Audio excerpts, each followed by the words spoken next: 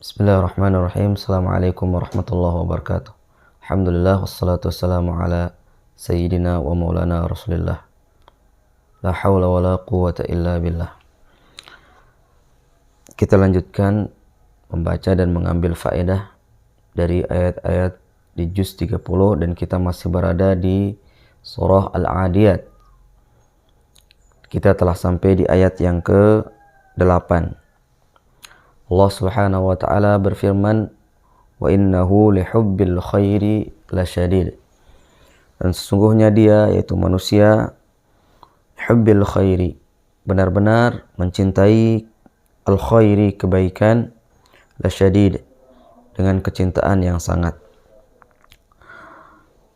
Al-khairi, kata-kata al-khairi di dalam lafaz ini, di dalam ayat ini, para ulama menerjemahkannya dengan harta.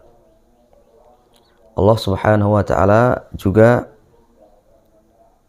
menamai harta dengan al-khairi.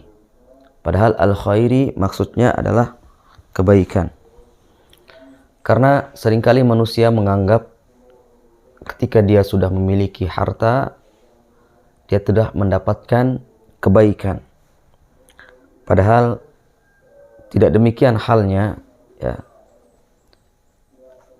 Harta tidak selamanya dia adalah kebaikan ketika dia diberikan kepada seorang hamba. Bisa jadi dia adalah keburukan. Sebagaimana kata Ibnu Zaid, "Fasammahu Allahu khairan li'anna an-nas yusammunahu khairan fid dunya." Manusia menamakan harta dengan khairan, kebaikan, atau Allah menamakan harta dengan kebaikan karena demikianlah manusia menamai harta itu dengan kebaikan di dunia. Wa asa ayyakuna khabisan, padahal bisa jadi harta itu bukan kebaikan. Bahkan sebaliknya, dia adalah keburukan. Oleh sebab itu tidak selamanya harta itu adalah sebuah kebaikan. Karena bisa jadi harta itu menjadi bencana bagi manusia. Yang pasti dia adalah kebaikan, itu adalah syariat Allah, agama Islam. Itu sudah pasti siapapun yang memperolehnya, diberikan kepadanya, maka sudah pasti dia akan memperbaiki kehidupannya. Kalau harta, belum tentu dia adalah sebuah kebaikan. Jadi di dalam ayat ini Allah Subhanahu wa taala menyebutkan harta dengan kebaikan. Sebagaimana di dalam ayat yang lain, Allah Subhanahu wa taala juga menamai harta dengan al-khair, kebaikan. Allah Subhanahu wa taala berfirman di dalam Al-Qur'an surah Al-Baqarah ayat 180, "Kutiba 'alaikum idza hadara ahadakumul maut in taraka khairan." Diwajibkan atas kalian apabila sudah datang kepada salah seorang dari kalian kematian, in taraka khairan, jika dia meninggalkan khairan, kebaikan. Kebaikan di sini maksudnya harta, ya. Al-wasi, hendaknya dia memberikan wasiat kepada ahli warisnya. Lil walidain, untuk kedua orang tuanya, wal aqrabin, karib kerabatnya, bil ma'ruf, dengan cara yang ma'ruf. Ala kulli hal, Allah Subhanahu wa taala memperturutkan, ya, istilah yang digunakan oleh manusia untuk menyebut harta dengan istilah kebaikan. Meskipun belum tentu manusia ketika memperoleh harta itu menjadi kebaikan baginya. Kemudian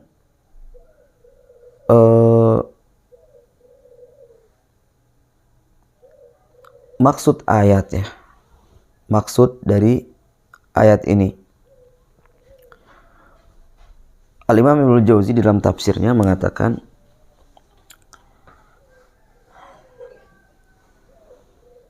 Wa fi ma'nal ayah qaulan.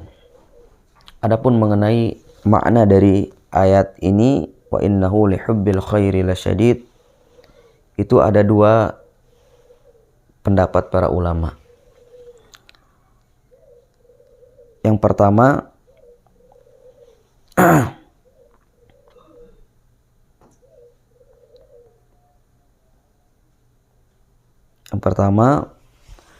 wa innahu min ajli hubbil mal la bakhil. Jadi kata-kata la syadid maksudnya adalah la bakhil. Disebabkan kecintaan manusia yang begitu hebatnya kepada harta, ya, atau berlebihan ketika mencintai harta, menyebabkan manusia seringkali menjadi pelit, ya. Hadza qaulul Hasan Ibnu Qutaibah wa Zajjaj. Ini adalah pendapat Al-Hasan, begitu juga Ibnu Qutaibah, dan begitu juga Az-Zajjaj. Jadi lihubbil khairi lasyadid ay la bakhil. Disebabkan kecintaan manusia yang begitu berlebihan kepada harta menyebabkannya seringkali menjadi pelit. Qala Abu Ubaidah, berkata Abu Ubaidah, wa yuqalu lil bakhil, biasa orang menamakan orang yang bakhil itu syadid, kedekut, syadid, berlebihan, ya. Wa mutasyaddid, pelit dan kedekut. Qala Turfatu, berkata Turfah, aral mauta ya'tamul kiram wa yastafi aqilata malil bakhil al-mutasyaddid. Aku melihat kematian memilih orang-orang yang mulia dan menyaring harta si pelit al-mutasyaddid, yang kedekut, yang sangat pelitnya, yang berkeras hati. Nah, itulah tafsiran yang pertama dari ayat ini. Kemudian tafsiran yang kedua, kata Imam Ibnu Jauzi, wa innahu lil khairi lasyadidul hubb. Sesungguhnya dia, yaitu manusia, sangat kuat kecintaannya kepada harta. Jadi kata-kata lasyadid bermakna kecintaan manusia terhadap harta sangat kuat, begitu besarnya. Wa hadza ikhtiyarul Farra. Ini adalah pendapat yang dipilih oleh Al-Farra. Qala fa ka'anna al-kalimata lamma taqaddama fiha al-hubb wa kana mawdi'uhu ay yudafa ilayhi syadid. Hudifa al-hubb min akhirih lamma jara zikruhu fi awwalihi wa li ru'usil ay.